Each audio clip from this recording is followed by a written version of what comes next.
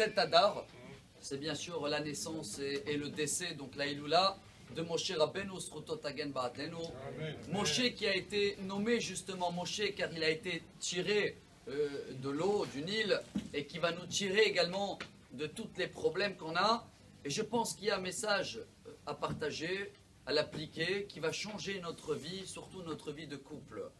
Si on regarde un peu l'histoire de Moshe Rabbeinu, on peut trouver que 3 fois dans sa vie où il y avait des petits conflits, on va dire comme ça, on ose de dire peut-être des petits, pas de défauts, des choses que Moshe Rabbeinu, le premier, il dit lui-même, Kichvat pe uchvat lashon anochi.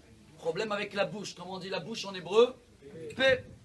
Deuxième fois, c'est dans la même paracha, paracha de Shemot, Moshe Rabbeinu a pas pensé faire la Brit Mila de son fils tout de suite sur la route. Et qui c'est qui l'a sauvé? Tzipora, sa femme. Elle a pris le couteau de l'époque. C'était quoi le couteau?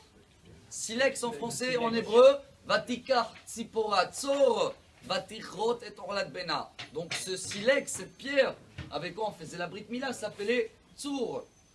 Troisième et dernière fois, on peut trouver entre guillemets un défaut, on n'ose pas dire comme ça.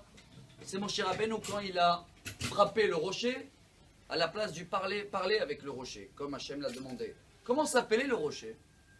Pareil, sourd, silex. Donc, si on fait le résumé, 2 fois il y a eu des problèmes avec sourd, le rocher silex, et une fois qu'il accompagnait pour toujours avec la bouche qui s'appelle P.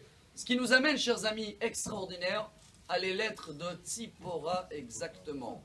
Ce qui nous apprend, au nom de Rav Arush, que les défauts, si vous voulez, Moshe Rabbeinu avec sa femme Tzipora, ça se complétait.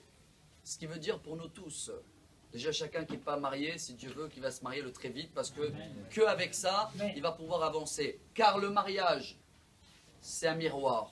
Si on se lève le matin comme ça, et on voit le col dans le miroir qui est tordu, on ne peut jamais réparer le miroir.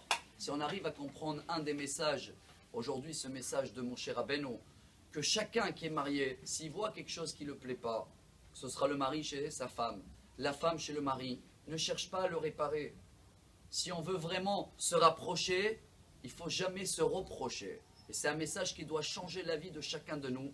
C'est à nous de le partager, c'est à nous de l'appliquer. Savoir que si on voit quelque chose qui ne va pas, on le répare chez nous et automatiquement le miroir il s'arrange.